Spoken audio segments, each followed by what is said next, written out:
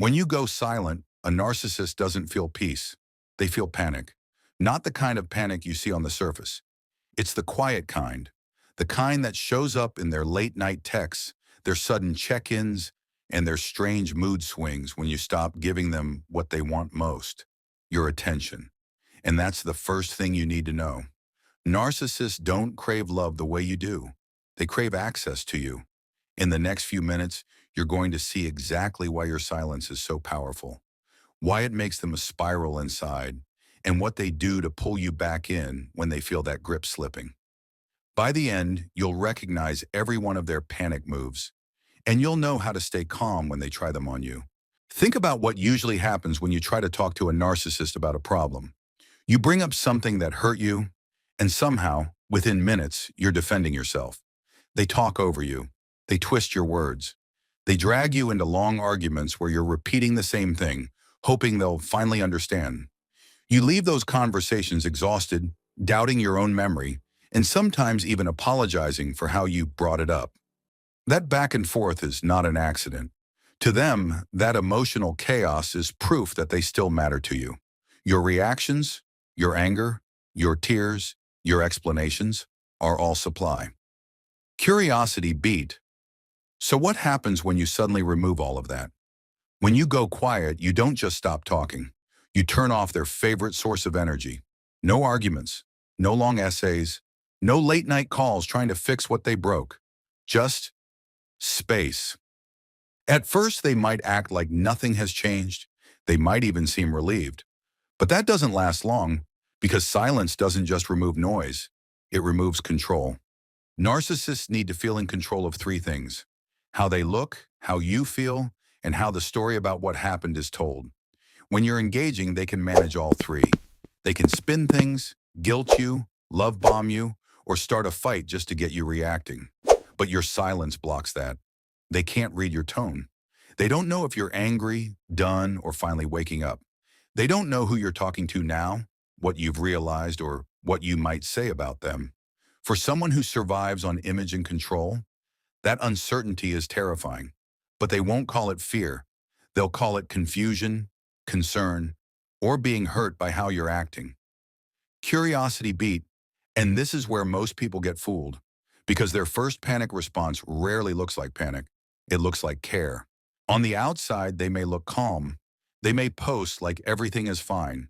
They might even act happier than before, just to prove a point. But behind the scenes, a quiet monitoring phase begins.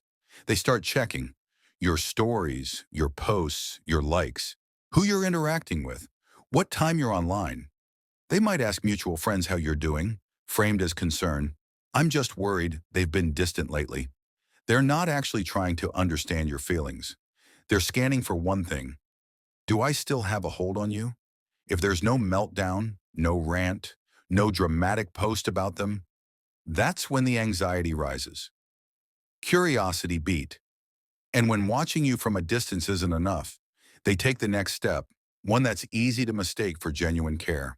The first wave of panic rarely looks aggressive. It looks sweet, gentle, sometimes even healed.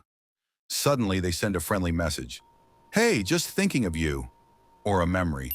Remember that night we stayed up until 3 a.m.? I miss that. They might send a meme you'd usually laugh at. They might test the waters with a simple emoji. Sometimes they even apologize. Not a real, accountable apology, but a soft, vague one. I'm sorry if you felt hurt. I know I'm not perfect, but no one has ever meant as much as you. If you're used to coldness, these small crumbs feel huge. It's easy to think, maybe they finally get it. Maybe they're changing. But underneath, these soft moves are not about your healing. They're about their access. They're checking, can I still reach you? Can I still pull you back with just a few words? Curiosity beat. And if you don't bite, if you stay quiet or respond in a new, firmer way, that's when the mask starts to slip. Once they realize warm messages aren't pulling you back, the energy changes. They may suddenly act offended. So I guess you're too good to reply now?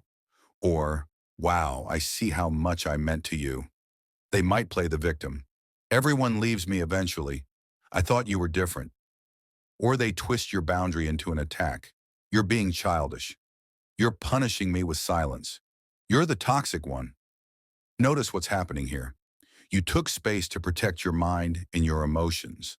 But in their story, your silence becomes cruelty, and they are the one who's been wronged. If that doesn't work, they sometimes go wider. They may start posting vague quotes about fake people. They might tell mutual friends, "I don't know what happened. They just changed," leaving out everything they did. Curiosity beat, and if even that doesn't pull you back into explaining and defending, many narcissists reach for another move. One that looks like they've moved on, but usually isn't what it seems. Stay tuned and subscribe to Mindvale for part 2.